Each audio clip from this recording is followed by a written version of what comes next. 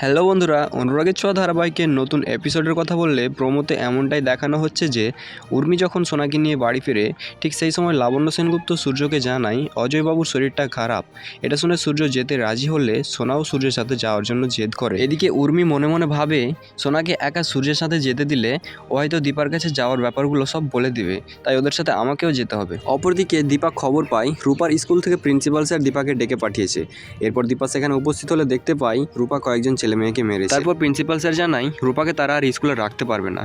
এটা শুনে দীপা অনেক ভয় পেয়ে যায় এবং রূপার হয়ে দীপা প্রিন্সিপালের কাছে ক্ষমা চায়। আর দীপা এটাও ভালোভাবে বুঝিয়ে দেয় যে রূপা অন্যায়ের বিরুদ্ধে রুখে দাঁড়িয়েছে। প্রিন্সিপালের ছেলে যদি ডক্টরবাবুর মেয়েকে ব্যঙ্গ না করতো তাহলে রূপা কখনোই তার গায়ে হাত তুলতো না। এটা শুনে প্রিন্সিপাল অনেক খুশি হয় এবং দীপাকে জানায় আপনার মেয়েকে নিয়ে অবশ্যই ইন্টারন্যাশনাল কম্পিটিশনের দিন আসবেন, কারণ আপনার গুণধর মেয়ে তার প্রতিটা সাবজেক্টে সবার চাইতে বেশি নাম্বার পেয়ে ফার্স্ট হয়েছে। এটা শুনে দীপা অনেক খুশি হয়ে ধন্যবাদ বলে সেখান থেকে চলে যায়। অন্যদিকে অজয়বাবু দীপা আর সূর্যের বিয়ের ফটোটা হাতে নিয়ে দীপার কথাই ভাবতে থাকে। ঠিক তখনই সোনা ঘরের ভিতর প্রবেশ করে। সোনা জানতে চায় কার ফটো দেখছো দাদু। এরপর অজয় সোনাকে ফটোটা দেখাতে গেলে উর্মি আর সূর্য ঘরের ভিতর প্রবেশ করে।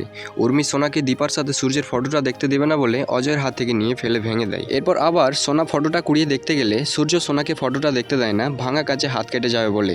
ঠিক সেই সময় তবলা দেবী এসে সোনাকে খেলনা দেখাবো বলে নিয়ে চলে যায়। তো বন্ধুরা, আজকের জন্য এইটুকুই। অনুরাগের ছোঁয়া প্রতিদিনের আপডেট সবার আগে পেতে সাবস্ক্রাইব করুন টেলিবঙ্গ চ্যানেলটিকে।